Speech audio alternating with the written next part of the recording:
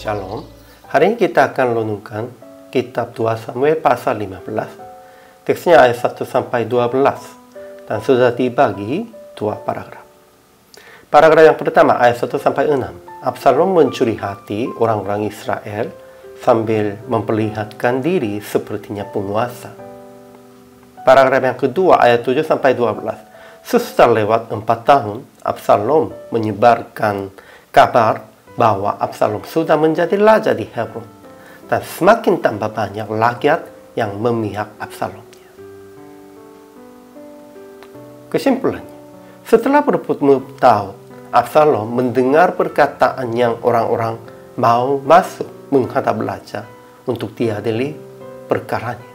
Dan ia berkata, sekiranya aku diangkat menjadi hakim di negeri ini, maka setiap orang yang mempunyai perkara atau pertikaian hukum boleh datang kepadaku, dan aku akan menyelesaikan perkaranya dengan adil. Demikianlah Absalom mencuri hati orang-orang Israel. Dan sesudah lewat 4 tahun, Absalom pergi ke Hebron untuk mempersembahkan kurban dan menyebarkan kabar bahwa Absalom sudah menjadi raja di Hebron. Bahkan Ahitofel, penasihat Daud, datang kepadanya. Jadi semakin tambah banyak rakyat yang memihak Absalom. Ajaran tentang hal ini. Tidak tertulis firman atau perbuatan apapun tentang Tuhannya, tetapi kita tahu bahwa ia menutup mata dan telinga Daud sampai sudah dekat pemberontak. Itu untuk menggenapi janji akan menghukum Daud dan keluarganya.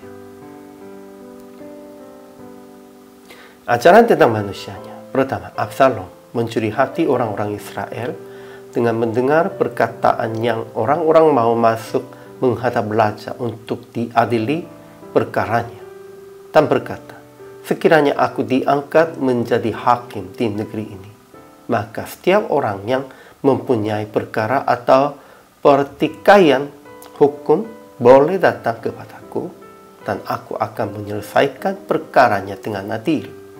Dan dia memberontak di Hebron dengan mempersembahkan korban sebagai raja dan menyebarkannya kabar ini di seluruh Israel. Kedua, Daud tidak tahu perbuatan dan hati Absalom, sekalipun dia melakukan demikian selama 4 tahunnya. Dan pada waktu Absalom memohon akan izinkan pergi ke Hebron untuk bayar nazarnya, langsung setujuinya tanpa apa-apanya. Ya, memang Daud sudah tidak tahunya tentang benar atau salah. Apa yang benar, apa yang salah, sebenarnya matanya tutup. Itu hanya matanya tutup, bukan. Semua itu penyebabnya sudah putus hubungan dengan Tuhan. Sungguh pada waktu itu Daud masih tetap bergaul dan tetap berbicara dengan Tuhan? Tidak. Sehingga terjadi hal itu. Ketiga, orang-orang Israel menjadi sepihak Absalom karena kelihatannya ia mendengar dan melindungi orang-orang. Bahkan Ahitofel, penasihat Daud, datang kepada Absalom juga. Jadi aplikasi hari ini. Pertama, jangan menilai perbuatan-perbuatan penguasa supaya dilihatkan benar Anda diri sendirinya. Memang Absalomnya sudah memakainya demikian itu, menilainya tentang perbuatan-perbuatan Daud. Ya, memang Daudnya tidak memperhatikan begitu, dan dia melihatkannya sendirinya, memperhatikan lagiannya begitu. Janganlah itu juga pencurian hatinya. Kedua, janganlah melakukan di luar kuasa atau kewajiban Anda. Ya, Absalom tetap melakukannya itu di luar kuasa dan di luar kewajibannya. Tidak boleh itu. Ketiga, tetaplah mendengar dan melindungi jemaat dan orang-orang yang Tuhan serahkan kepada Anda. Jangan membiarkan sampai orang lain menguasai atas mereka. Daud pun juga begitu ya.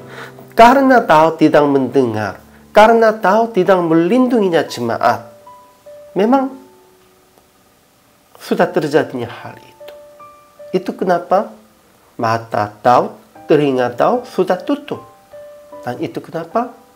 Karena tahu sudah putus hubungan dengan Tuhan.